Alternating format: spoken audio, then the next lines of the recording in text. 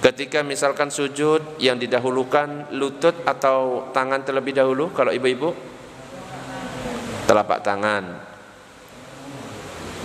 Nah, itu yang nanti akan kita bahas. Ketika tasyahud misalnya, apakah harus jari kita ketika berisyarat digerak-gerakkan atau tidak? Ketika habis sholat misalnya, apa yang harus imam lakukan? Ya, apakah imam itu menghadap kepada jamaah, atau menghadap ke arah utara, atau tetap menghadap kiblat saat zikir? Nah, itu nanti akan kita bahas semuanya. Nah, setelah kita bahas nanti mulai dari takbiratul ihram sampai salam, nanti kita akan bahas jenis-jenis solat. Di situ ada solat tahajud, solat duha, solat istikharah. Semua solat nanti akan kita bahas. Karena terkadang apa? Ada yang bertanya, Ustadz, kalau misalkan saya solat malam, solat tahajud, tapi tanpa tidur, apakah boleh Ustadz? Terkadang ada yang seperti itu. Nah, nanti ini juga akan kita bahas. Supaya apa? Supaya kita tidak salah faham. Jadi enak, oh ternyata ilmunya seperti ini. Seperti yang sering saya sampaikan, wa kullu man bighairi ilmin ya'malu a'maluhu mardudatun la tuqbalu. Setiap orang yang beramal dengan tanpa ilmu, amalannya itu ditolak, tidak diterima. Maka sekarang kita akan membahas salah satu amal ibadah yang ini nanti akan dihitung pertama kali oleh Allah, nanti akan dihisab pertama kali oleh Allah nanti di hari kiamat, yaitu tentang masalah solat. Dalam hadis itu dikatakan, inna awwala ma yuhasabu bihil abdu yaumal qiyamah min amalihi salatuhu. Sesungguhnya yang pertama kali dihisab oleh Allah nanti di hari kiamat dari amal seseorang itu adalah solatnya. Kalau solatnya sudah baik, maka dia akan beruntung dan selamat. Tapi kalau misalkan solatnya itu jelek, solatnya buruk, tidak sesuai dengan yang sudah diajarkan oleh Rasulullah sallallahu alaihi wasallam, maka dia itu akan menyesal dan merugi. Kenapa? Solat itu hukumnya wajib. Dan wajibnya itu bukan wajib kifayah, bukan fardu kifayah, tapi wajib bagi setiap muslim. Dikatakan dalam kitab As-Shalawatul Khamsu fardu ainin ala kulli muslimin mukallafin, bahwa solat wajib itu adalah fardu ain hukumnya bagi setiap muslim yang mukallaf. Fardu ain itu maksudnya gimana? Setiap orang ini wajib untuk melakukan ibadah ini. Gak bisa diwakilkan seperti sholat jenazah. Kalau sholat jenazah, kalau sudah ada sekelompok orang yang melaksanakan di masjid, maka yang lain yang gak melaksanakan tidak berdosa. Tapi kalau sholat wajib 5 waktu, kalau sampai kita tidak melakukan, maka itu dosa besar. Dan sholat wajib ini wajib bagi orang yang mukallaf. Mukallaf itu apa, Bapak Ibu? Mukallaf berakal. Terus apa lagi? Balik. Nanti kita akan bahas juga tentang masalah balik. Kalau baliknya laki-laki itu seperti apa? Bagaimana kalau seorang perempuan umur 7 tahun ternyata keluar darah, apakah itu termasuk darah haid? Ibu-ibu kira-kira termasuk darah haid atau tidak? Ibu-ibu wajib tahu, bapak-bapak juga tahu, lebih-lebih yang punya anak perempuan. Karena orang tua itu adalah guru bagi anak-anaknya. Coba saya tanya, misalkan ada seorang anak perempuan usia 7 tahun, dia keluar darah, apakah termasuk darah haid? Halo? Belum tentu, berarti apa? Hah? Minimal ya, minimal kalau perempuan keluar darah haid itu usianya 9 tahun. Kalau kurang dari 9 tahun itu namanya darah penyakit. Kalau bapak-bapak yang keluar darah dari hidung itu namanya mimisan. Beda ya. Nanti waduh saya haid Ustaz. Dari mana? Hidung. Beda. Nah, itu nanti akan kita bahas semuanya. Allahumma shalli ala sayyidina Muhammad.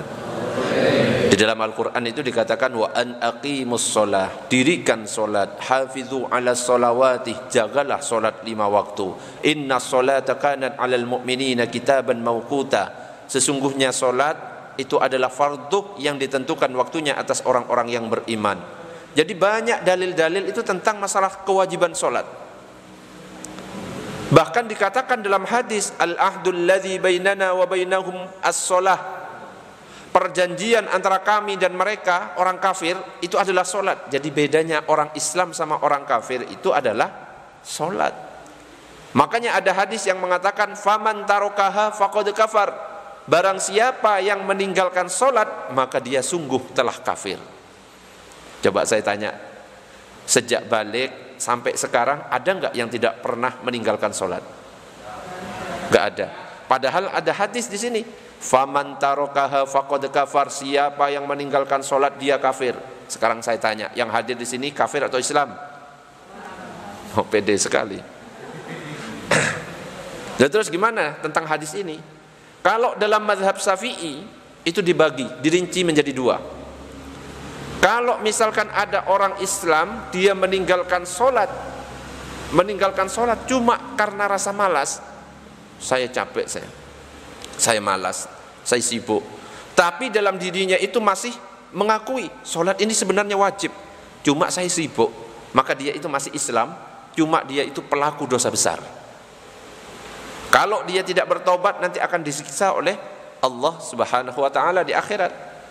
Tetapi kalau di dalam hatinya solat itu wis gak wajib buat saya, nah itu langsung murtad seperti itu. Kalau sudah murtad seperti ini, maka kalau dia mati jenazahnya gak usah diurus, gak usah dimandikan, gak usah dikafani, gak usah dikubur. Iya, itu ya kalau dalam Islam seperti itu. Dalam hadis yang lain dikatakan inna bainar rajuli wa baiнаsyirki wal kufri tarkas shalah, sesungguhnya batas antara seorang dengan kesyirikan dan kekufuran adalah meninggalkan salat. Bahkan Umar bin Khattab itu mengatakan la islama liman tarakas shalah, tidak disebut muslim bagi orang yang meninggalkan salat. Makanya jangan sampai kita meninggalkan salat. Makanya ini yang akan kita bahas nanti. Jangan sampai kita sudah berpuluh-puluh tahun mendirikan sholat, melaksanakan sholat, ternyata salah semuanya. Karena apa? Di dalam sholat itu nanti ada yang namanya rukun. Dan rukun itu ada 3 nanti. Ada rukun qalbi, ada rukun fi'li, ada rukun qauli. Kalau rukun qalbi itu rukun yang ada di dalam hati, berarti yang harus bekerja itu hati. Ada rukun fi'li, fi'li itu artinya perbuatan, berarti yang bergerak adalah gerakan. Ada rukun qauli, rukun qauli itu adalah rukun ucapan, yang mana yang bergerak adalah lisan, harus bersuara. Terkadang ada mungkin di antara yang hadir di sini sholat membaca surat Al-Fatihah tapi tidak bersuara, ada apa enggak? Tidak bersuara sama sekali, hanya bergerak mulut. Sah apa enggak kira-kira? Yang dibaca Al-Fatihah tapi enggak ada suaranya, cuma mulutnya gerakan Fatihah,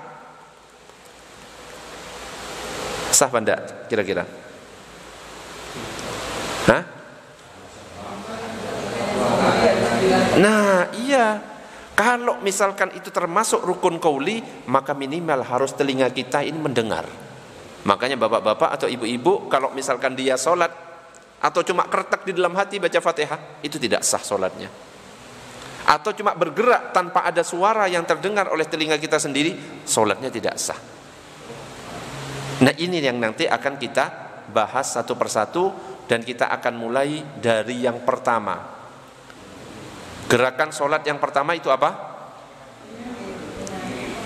Takbiratul ihram. Dan itu disertai dengan yang namanya niat. Nah niat ini yang nanti kita akan bahas terlebih dahulu, baru kita nanti bahas cara berdiri yang benar itu seperti apa. Karena ada ketika berdiri ada yang terlalu mekangkang, lebar, sampai ngejar-ngejar kakinya orang, ya. Nah sebenarnya menurut ulama itu seperti apa? Itu yang akan kita bahas. Allahumma shalli ala sayyidina Muhammad. Baik, kita akan bahas dari gerakan sholat yang pertama, yaitu takbiratul ihram. Tetapi karena saat takbiratul ihram itu harus ada niat, maka yang akan kita bahas adalah tentang masalah niat. Dalam hadis itu dikatakan innamal a'malu binniyati wa innamal likulli imri'in ma nawa. Setiap amalan itu tergantung pada niatnya, dan setiap orang itu akan mendapatkan sesuai dengan yang ia niatkan. Jadi kalau kita mendirikan sholat, melaksanakan sholat tanpa niat, maka itu yang kita lakukan meskipun gerakannya mirip dengan sholat, itu hanya dibilang atau dikatakan sebagai gerakan biasa. Nah, yang menjadi pertanyaan adalah kapan waktunya niat. Coba kalau bapak-bapak, kapan waktunya niat ketika sholat? Ketika takbiratul ihram. Ibu-ibu? Nah, kalau misalkan ada lafadz usolli fardhu dhuhri, itu apa? Niat atau bukan? Hah? Ada yang bilang niat, ada yang bilang belum. Hah? Nah, kita bahas supaya tidak ada keraguan lagi. Jadi dalam kitab Fathul Qorib itu dikatakan an-niyatu wa hiya qasdu syai' muqtarinan bi fi'lihi. Yang dimaksud niat itu adalah menyengaja melakukan sesuatu berbarengan dengan perbuatan. Saya ulangi, menyengaja melakukan sesuatu berbarengan dengan perbuatan. Artinya niat itu harus dibarengkan dengan perbuatan yang kita lakukan. Salat adalah perbuatan yang diawali dengan takbir. Jelas?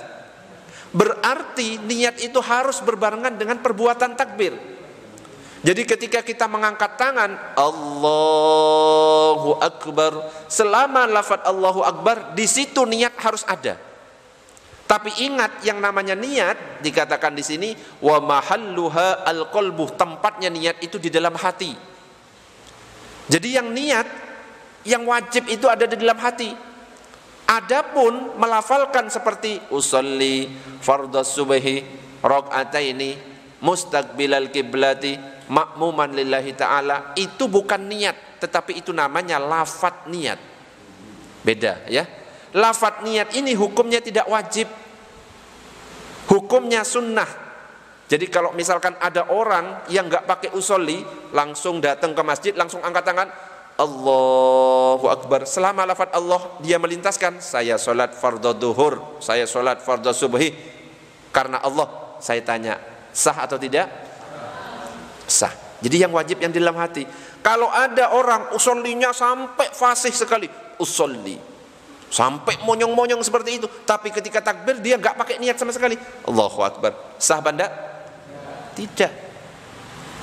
Jadi yang namanya niat itu yang di dalam hati. Tapi kalau pengen lebih afdol, lengkap semuanya, pakai usolli, dan ketika takbiratul ihram dilintaskan dalam hati usolli fardhu dhuhri arba'a raka'atin mustaqbilal kiblati ma'muman lillahi ta'ala, baru angkat Allahu Akbar. Selama lafaz Allahu Akbar lintaskan dalam hati, saya sholat fardhu duhur, menghadap kiblat, bermakmum karena Allah Ta'ala. Itu adalah pendapat dari mazhab kita, mazhab Syafi'i. Jadi kalau mazhab Syafi'i berbarengan dengan takbir kalau niat, berbeda dengan mazhab Hambali. Kalau mazhab Hambali itu sebelum takbir, sebelum takbir ada niat dalam hati langsung Allahu Akbar. Itu mazhab Hambali. Ada lagi mazhab Hanafi. Kalau mazhab Hanafi, kita mengeluarkan sepeda motor dari rumah, saya ingin berangkat ke masjid, itu sudah dikatakan niat. Faham maksudnya? Wes pokoknya mau berangkat kemana, itu niat sudah. Keluarkan sepeda motor, langsung masuk masjid, gak pakai apa-apa, Allahu Akbar, itu sudah dikatakan niat. Kalau mazhab Hanafi. Kalau mazhab Syafi'i harus berbarengan dengan perbuatan. Jadi itu bedanya, ya.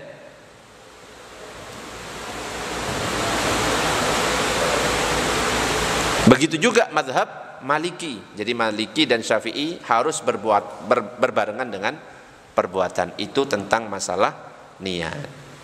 Oke, sebelum saya lanjutkan ke gerakan berikutnya, ada pertanyaan tentang masalah niat? Monggo. Ya, monggo Ibu. Waalaikumsalam warahmatullahi wabarakatuh.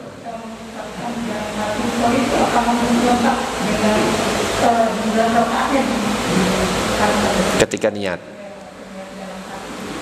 ya. Apakah ketika kita niat harus lengkap? Sebenarnya ketika niat itu harus cuma 3 tok. wajibnya itu?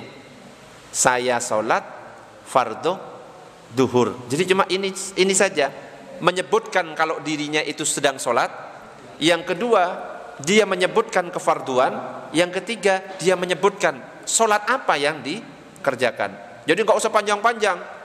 Kalau misalkan lafadz niat kan panjang.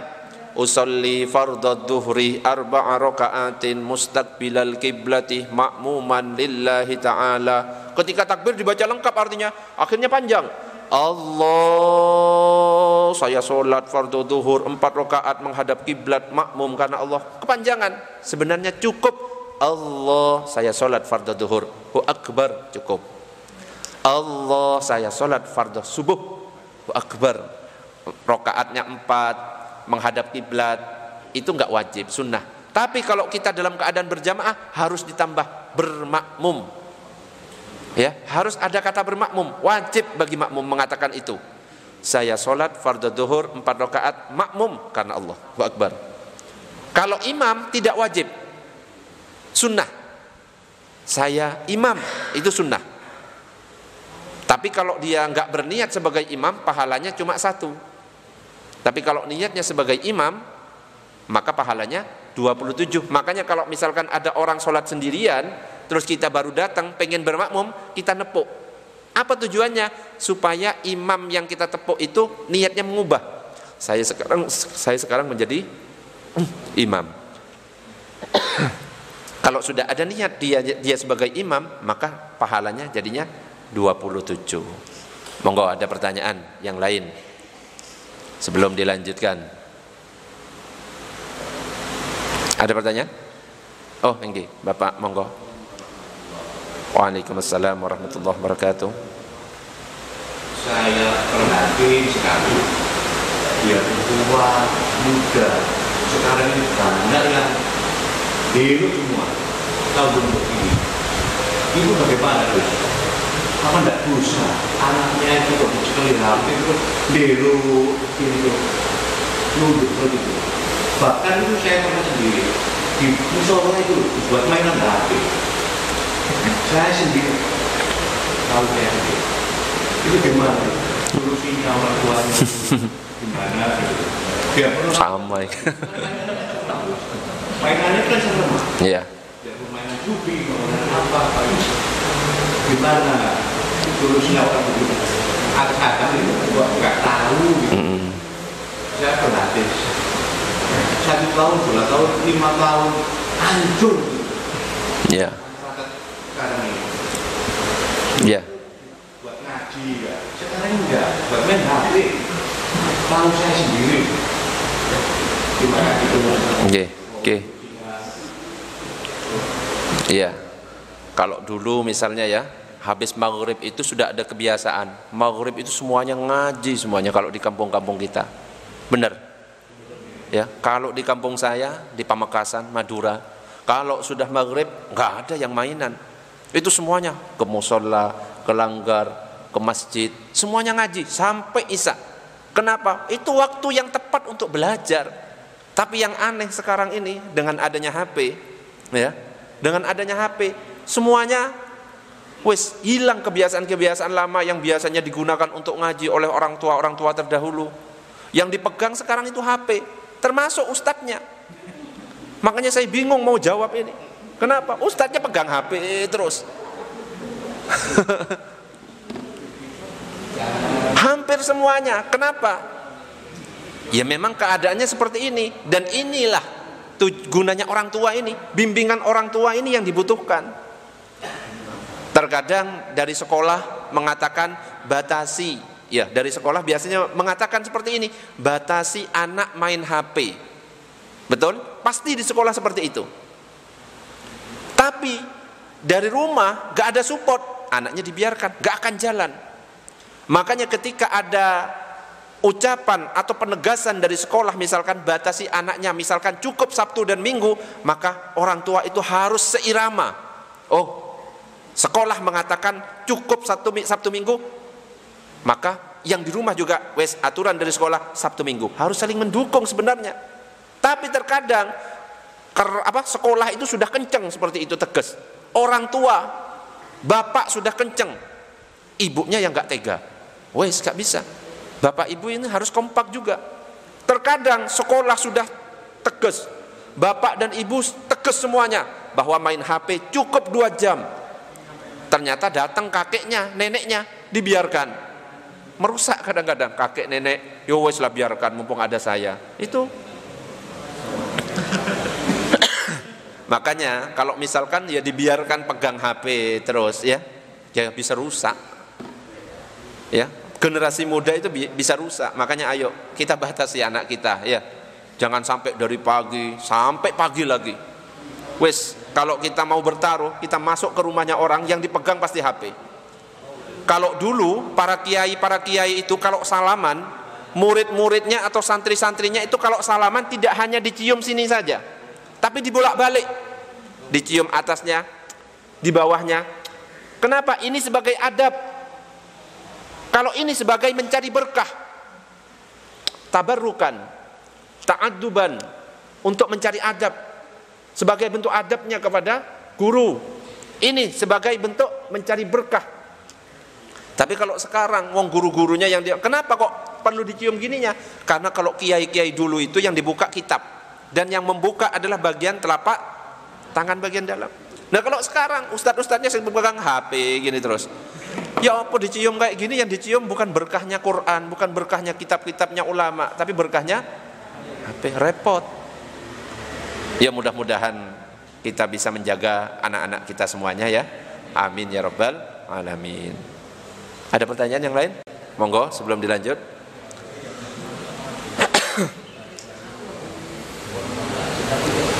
Saya tak baca. Ada pertanyaan di Facebook. Saya baca dulu.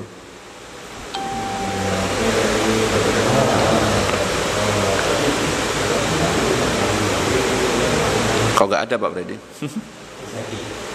Saya sebentar tak lihat.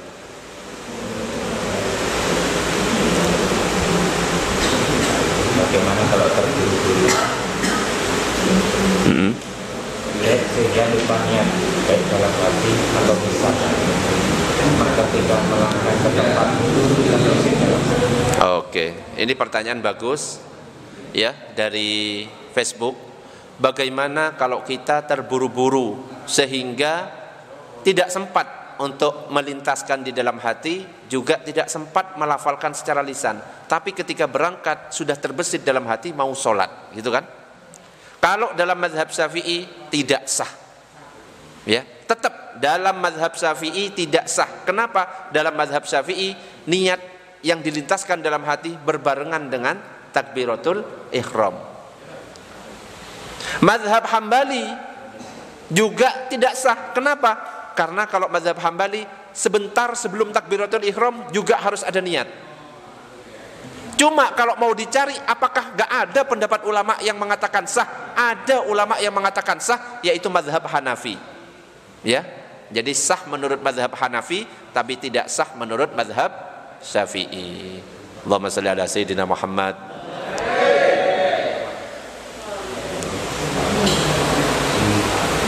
Ada pertanyaan?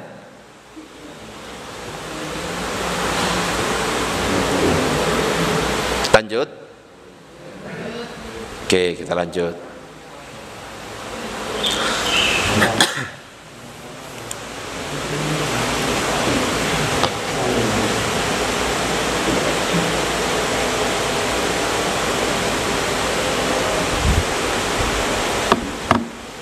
Pembahasan berikutnya tentang bagaimana cara berdiri ketika sholat.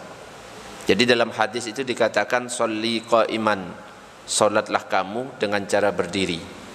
Fa illam tastati, jika kamu tidak mampu sholat sambil berdiri, fa qa'idan, maka sholat sambil duduk. Duduk yang paling afdol itu adalah duduk tasyahud awal, ya. Jadi duduk yang paling afdol duduk tasyahud awal, seperti di gambar itu. Fa illam tastati, kalau tidak mampu sholat sambil berdiri, enggak mampu sholat sambil duduk, fa ala jambin, maka sholat sambil miring, berbaring. Berbaring itu maksudnya adalah kepalanya ada di sebelah utara, kakinya ada di sebelah selatan. Kayak jenazah ketika dibaringkan. Ya, jadi sholat berdiri, kalau nggak mampu duduk, kalau nggak mampu sholat sambil berbaring. Kalau nggak mampu berbaring, telentang, kepalanya ada di timur, kakinya ada di barat, tetapi kepala agak diangkat. Kalau tidak mampu juga seperti itu, gerakan juga nggak mampu, dengan isyarat, mata, misalnya hanya bisa gerak mata saja, dengan gerak mata. Ustaz tidak bisa, hanya hati yang bisa membayangkan, dengan hati.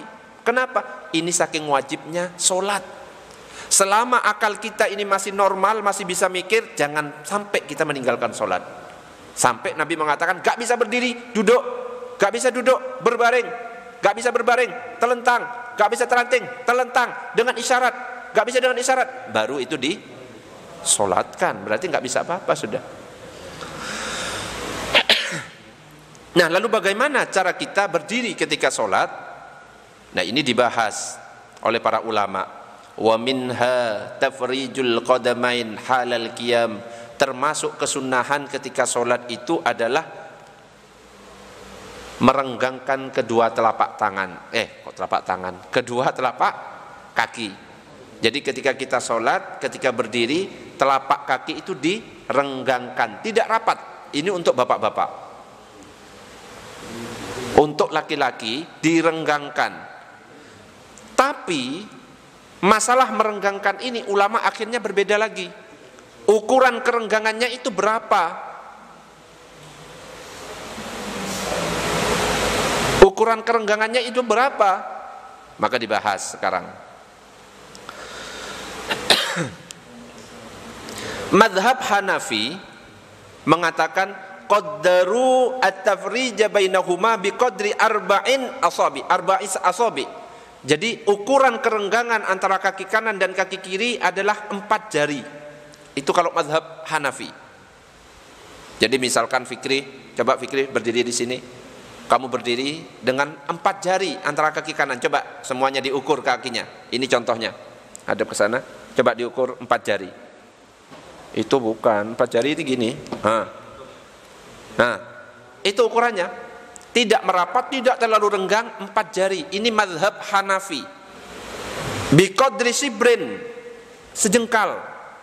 Antara kaki kanan dan kaki kiri itu sejengkal. Coba diukur. Kaki kanan dan kaki kiri sejengkal. Sejengkal.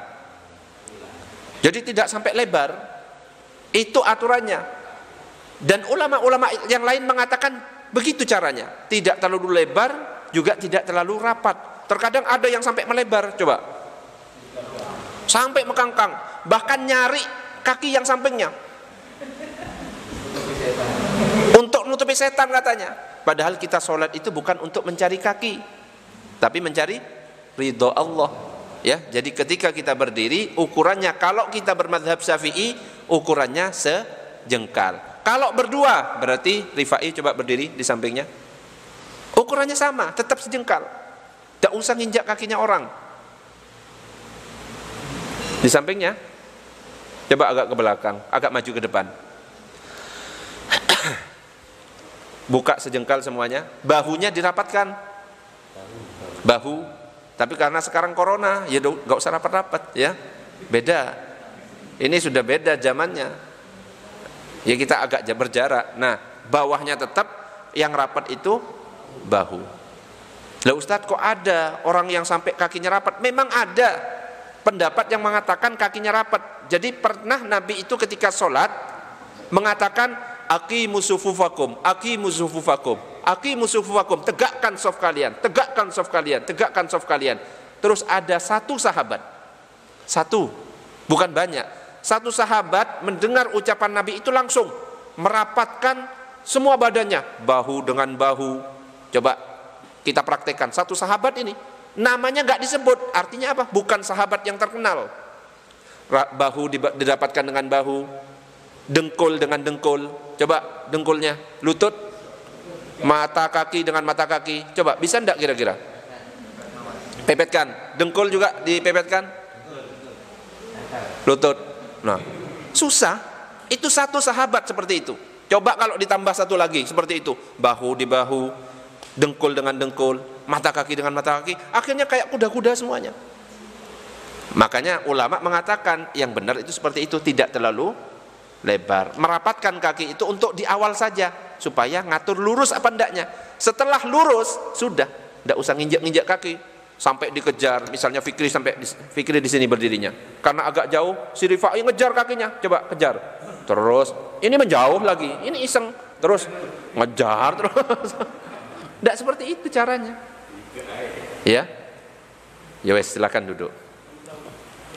Jadi kalau berdiri tidak terlalu lebar, juga tidak rapat. Untuk bapak-bapak ukurannya adalah biqadri shibrin, dengan ukuran sejengkal. Tapi kalau ibu-ibu beda. Ibu-ibu itu serba rapat, cara sujudnya rapat, cara berdirinya rapat, cara takbiratul ihramnya rapat. Kalau bapak-bapak gini, Allahu Akbar, diangkat ketiak ini dibuka. Tapi ibu-ibu enggak gini, Allah enggak, tapi agak Allahu Akbar, rapat ketiaknya. Begitu juga dengan sujud. Kalau bapak-bapak Allahu Akbar, tapi ibu-ibu agak masuk. Nanti kita akan bahas waktu bab sujud. Begitu juga ketika berdiri. Kalau bapak-bapak berdirinya dibuka sejengkal, tapi kalau ibu-ibu rapat. Ya, jadi bedanya itu. Coba saya tanya, kalau bapak-bapak ukurannya berapa? Sejengkal, ibu-ibu rapat. Jangan sampai kebalik. Kenapa? Ada hikmahnya. Ustadz, kenapa kok enggak bapak-bapak aja yang rapat, ibu-ibu yang sejengkal? Loh, itu ada tujuannya juga. Kalau bapak-bapak yang rapat, ada yang kejepit. Ya dibayangkan sendiri, yang kejepit apa? Nah, ibu-ibu makangkang, ya nanti kemasukan angin, ngono loh. Ya, Allahumma shalli ala sayyidina Muhammad. Ada pertanyaan tentang berdiri? Monggo. Ya, monggo. Assalamualaikum warahmatullahi wabarakatuh. Waalaikumsalam warahmatullahi wabarakatuh. Dijelaskan Ustaz mengenai masalah sholat. Kalau tidak bisa berdiri maka duduklah. Kalau tidak bisa duduk maka berbaringlah. Dalam tanda kutip saya membahas masalah duduk. Nah, duduk itu apakah bisa diperlebar masalahnya? Masa saya lihat gini, banyak di masjid-masjid itu bapak-bapak tua itu duduk di kursi. Nah, itu gimana hukumnya? Satu. Yang kedua, saya pernah mendengar entah itu hadis atau siapa, sholat asal dengan berdiri maka pahalamu akan utuh. Seandainya kau akan duduk, pahalamu apa? Agak Separuh. Seandainya berdiri maka pahalamu separuhnya lagi. Terima kasih Ustaz. Iya. Ya, assalamualaikum warahmatullahi wabarakatuh. Allah berfirman, la yukallifullahu nafsan illa usaha. Allah enggak akan membebani. Kalau bisanya duduknya itu duduk di kursi, silahkan, tetap sah. Duduknya saya enggak bisa duduk tasyahud awal Ustaz, duduknya selonjor bisanya karena kaki kaku, boleh. Jadi enggak monoton seperti itu. Ustaz, saya bisanya bersila, boleh. Wes, terjawab ya yang ini. Duduknya terserah kemampuan kita bisanya seperti apa. Cuma kalau masih bisa duduk tasyahud awal, itu duduk yang paling afdol. Terus berikutnya ada hadis yang mengatakan bahwa kalau misalkan dia itu sholatnya berdiri, maka dapat pahala penuh. Itu adalah hadis. Hadisnya adalah ini. Man shalla qa'iman fahuwa afdol. Siapa yang sholat dengan cara berdiri, maka itu adalah cara yang paling utama. Pahalanya afdol, utama, sempurna pahalanya. Wa man shalla qa'idan, siapa yang sholat sambil duduk, falahu nisfu ajril qa'im, maka pahalanya itu separuh dari berdiri. Wa man shalla na'iman, siapa yang sholat sambil tidur, falahu nisfu ajril qa'id. Siapa yang sholatnya sambil tidur, separuh dari yang duduk. Ya, ini hadis. Hadisnya diriwayatkan oleh Imam Bukhari. Kalau sholat berdiri itu pahalanya sempurna, sholat duduk pahalanya separuh dari berdiri. Kalau sholat sambil berbaring, separuh dari duduk. Jelas? Dan ini dijelaskan oleh ulama. Jadi kalau kita belajar itu harus dari ulama, jangan hanya lewat terjemah. Kalau kita membaca hadis ini cuma terjemahan, oh berarti kalau duduk gak apa-apa, cuma dapat pahala separuh. Enggak. Kenapa? Coba di teks bawahnya itu ada penjelasan. Wa hadzal hadis mahmulun ala salatin nafli. Ini berlaku untuk salat sunnah. Jadi kalau salat wajib tidak boleh kalau dia mampu berdiri, salat duduk nggak bisa, tidak sah. Tapi kalau salat sunnah, meskipun kita sehat, duduk boleh. Saya salat sunnah duha, Ustaz, saya capek mau berdiri, padahal mampu, langsung duduk. Allahu Akbar. Sah benda? Sah, tapi pahalanya separuh. Ustaz, saya sholat tarawih, ngumumkan takmir untuk malam ini kita sholat semuanya sambil duduk. Sah benda? Sah, cuma nilainya separuh semuanya. Besoknya biar bervariasi, biar gak bosan, besok kita sholat semuanya sambil berbaring. Separuhnya dari duduk, berbaring semuanya gini. Tapi itu hanya berlaku untuk sholat sunnah. Keterangannya apa? Keterangan yang panjang di bawahnya, hadzal hadis mahmulun ala sholatin nafli. Ini berlaku hanya untuk sholat sunnah. Tapi kalau sholat wajib kita mampu berdiri, langsung sholat duduk. Saya sholat isya, mampu saya berdiri, cuma duduk, langsung tidak sah. Bisa difahami Bapak? Hadis itu hadis. Monggo, ada pertanyaan yang lain? Terkait dengan salat tarawih ini, bagaimana yang mereka yang sedang musafir? Gimana? Sedang musafir dalam perjalanan. Musafir. Itu kan mereka duduk, tidak bisa berdiri. Nah, ya. Sebenarnya nanti ada sholat untuk musafir. Nanti akan dibahas juga jamak. Ada juga dibahas qasar. Tapi karena ada yang bertanya, saya singgung sedikit, tapi penjelasannya nanti rincinya ya. Bagaimana sholat untuk musafir? Kalau sholat untuk musafir, seorang musafir bisa melakukan jamak atau qasar. Jamak qasar. Jamak qasar itu, jamak itu artinya menggabungkan dua sholat. Duhur dengan asar, maghrib dengan isya, subuh dengan yawe sendirian, subuh dengan duha. Ustaz bangunnya ojo ngarang ya. Terus itu artinya jamak. Qasar artinya diringkas. Duhur yang 4 menjadi, asar yang 4 menjadi, maghrib yang 3 menjadi, ya 3, ojo 1,5, Ustaz 1,5, subuh 1 rakaat, enggak ya, itu namanya qasar. Dan orang yang berangkat perjalanan boleh menjamak qasar dengan syarat dia itu berjalan dengan jarak kurang lebih 81 km. Kurang lebih 81 km kalau dalam mazhab Syafi'i. Ustaz, saya ke Cito, tak jamak qasar. Ya nggak bisa. Kok ke Cito ya? Ke Madura boleh, ke Malang boleh. Kemana? Yang jauh, jaraknya sekitar 81 km. Dan ingat, cara menjamak qasar tidak boleh dilakukan di rumah. Saya mau berangkat ke Madura, Ustaz, ini jaraknya sudah 100 kilo. Saya sholat jamak dulu, duhur sama asar, di rumah tidak boleh. Tapi kalau kita sudah keluar dari rumah, baru boleh. Faham maksudnya? Jadi posisi di perjalanan, meskipun belum menempuh jarak 81, pokoknya di tengah perjalanan, kita berangkat dari sini, nyampe di Masjid Al-Akbar, sholat dulu di jamak qasar. Jadi gak boleh sholatnya di rumah. Ustaz, saya pengen sholatnya di perjalanan, Ustaz. Sesuai pertanyaan, saya sholatnya ingin di perjalanan, apakah boleh saya sholat di dalam mobil? Kalau dalam mazhab Syafi'i itu ada namanya sholat lihurmatil wakti. Sholat lihurmatil wakti itu adalah sholat untuk menghormat waktu ketika kita tidak bisa menjalankan syarat dan rukunnya. Ketika kita di mobil, itu kita nggak bisa melakukan syarat dan rukunnya. Wudhu nggak bisa, betul? Menghadap kiblat tidak bisa, betul? Berdiri tidak bisa, padahal kita mampu. Maka kita boleh ketika di perjalanan itu, kita boleh sholat lihurmatil wakti. Masuk waktu duhur misalnya, tak minum dulu, masih ada yang diskusi. Bismillahirrahmanirrahim.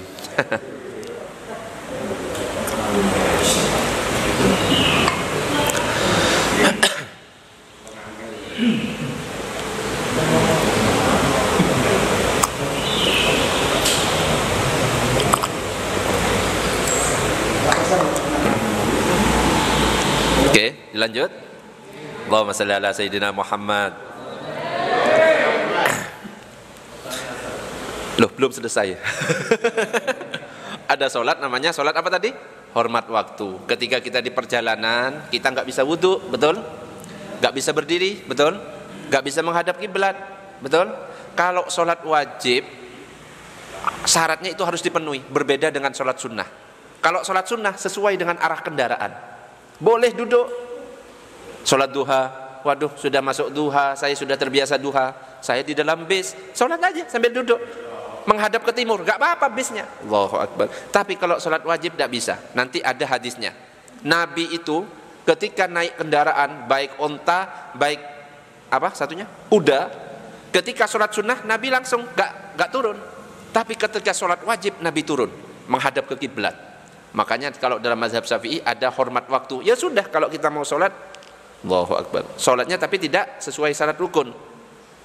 Ketika sudah tidak sampai syarat rukunnya itu, maka ketika nyampe di rumah dikodok, diulangi sholat lagi. Allah, saya mengkodok sholat yang tadi karena tidak sempurna. Niatnya wes bebas, jangan bingung dengan lafaz niat. Ustadz, lafaz niatnya apa? Tidak usah, dengan bahasa sendiri. Allah, saya sholat ngodok sholat duhur yang tahun lalu saya belum sholat, gak apa-apa. Allah itu faham. Dengan bahasa Jawa, bahasa Inggris bebas. Oke? Nanti pembahasan masalah ini ada beserta dalil-dalil hadisnya. Monggo, Abah, monggo. Assalamualaikum warahmatullahi wabarakatuh. Masalah kebanggaan tadi itu, Ustaz. Jadi apa keharusan kita rapat? Sholat itu apa keharusan kita rapat? Tidak boleh benggang-benggang. Itu keharusan tidak? Tentang merapatkan soft, betul? Jadi Nabi itu mengatakan sawu sufufakum fa inna taswiyata sufufi min tamamis shalah. Rapatkan, luruskan shaf, karena sesungguhnya rapat dan lurusnya shaf itu merupakan keutamaan dari sholat. Jadi bukan kewajiban, kesunahan. Ya, coba kalau kita ke Masjidil Haram. Masjidil Haram apakah rapat semuanya? Bahkan di depan terus belakangnya kosong. Semuanya ada di masjid. Karena apa? Panas. Karena panas saja, ya ulama mengatakan, Ibnu Hajar itu mengatakan di Masjidil Haram itu cuma karena panas saja itu tidak masalah, renggang itu. Apalagi sekarang, zaman sekarang, Ustadz kok ada masjid karena corona, kok takut sama corona, direnggang-renggang, tidak masalah. Ya, itu bukan takut kepada corona, itu menunjukkan kalau dia itu takut pada Allah. Kenapa? Allah mengatakan jangan membahayakan dirimu sendiri, juga jangan membahayakan orang lain. Sedangkan para kesehatan sudah mengatakan, ahli kesehatan, ya, bahwa penyakit ini berbahaya. Jadi jangan dibandingkan kamu takut sama Allah apa takut sama corona, enggak. Ya. Sayyidina Umar pernah saya ceritakan di sini, ketika berjalan setan iblis menyingkir semuanya, enggak ada yang berani. Itu Sayyidina Umar. Tapi ketika nyampe ke kota Damaskus, di situ ada wabah taun, Sayyidina Umar enggak masuk. Saya enggak masuk ke sini, saya balik lagi. Bukan karena takut pada taun, karena takut pada perintah Allah.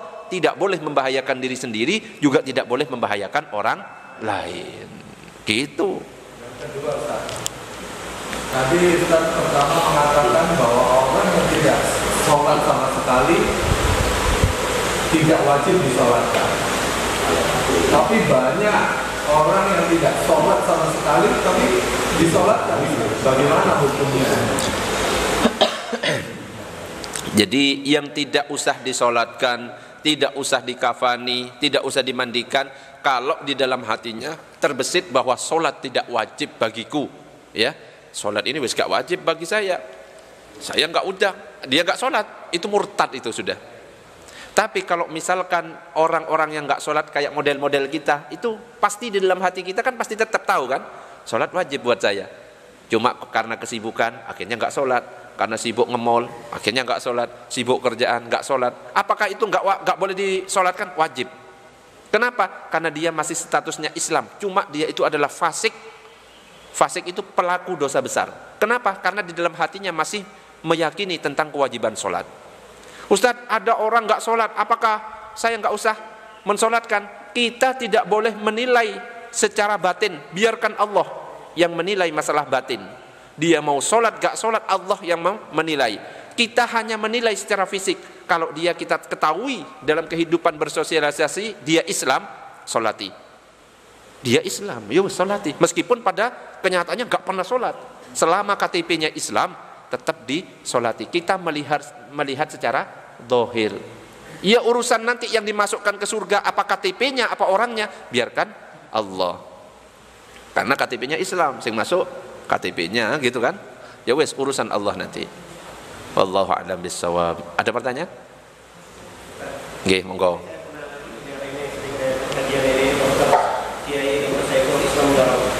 Itu terkait dengan yang sering disampaikan Imam itu sebenarnya terkait dengan masalah rapat satu kan ada hadisnya tersendiri. Yang kalau salah, kalau dia jangan sampai di antara celah-celah itu masuk setan di sini. Karena Rasulullah melihat itu. Bahkan saya pernah mendengar ketika Rasulullah menjelang wafatnya, ketika Rasulullah masuk masjid, itu sahabat kita agak mudah. Rasulullah itu di situ marah juga. Apakah seperti gantung kalian sabnya akan begini? Nah itu. Iya. Tentang masalah soft, ya, tentang masalah soft, semuanya sepakat, rapat dan lurus. Cuma ulama akhirnya ketika menafsirkan hadis itu beda. Rapatnya seperti apa? Ya, seperti yang kita lihat ada yang sampai rapat kaki dengan kaki, bahu dengan bahu. Ada yang cuma berpendapat kaki itu cuma untuk meluruskan. Ya, dirapatkan itu di awal-awal saja ada. Setelahnya ya sudah lepas, yang penting sudah lurus. Nah, itulah perbedaan dari ulama, ya. Bukan berarti pas harus rapat yang seperti yang tadi saya sampaikan, sampai ininya, akhirnya gak bisa bergerak. Bahkan ada yang ketika sholat kakinya itu rapat, dia tidak khusyuk. Dia tidak khusyuk, kenapa? Terganggu. Apalagi kakinya gerak-gerak, jarinya itu, wes pengen tak pites gitu loh. Kalau ada orang kayak gitu itu, ya nanti ada pembahasannya tentang bab sauf. Ini masih cara sholat dulu, ya. Oke, waktunya sudah jam 6, nggak usah lama-lama. Masih bab berdiri. Besok berikutnya kita bahas tentang cara takbiratul ihram yang benar lurus telinga atau di dada, beserta cara sendekap yang benar di antara pusar dan dada, apa di sini, apa di bawah, atau tidak sendekap. Ini ada pembahasannya masing-masing, ya. Tentang bacaan Fatihah, pakai bismillah atau tidak pakai, kita bahas. Apakah bismillahnya sir, tidak dikeraskan, atau bismillahnya keras seperti yang saya baca, bismillahirrahmanirrahim. Apakah harus ada ta'awud atau tidak? Kalau baca ta'awud, a'udzubillahi minasyaitonirrajim, apakah cukup di rakaat pertama saja atau semua rakaat? Insya Allah dibahas di pertemuan berikutnya.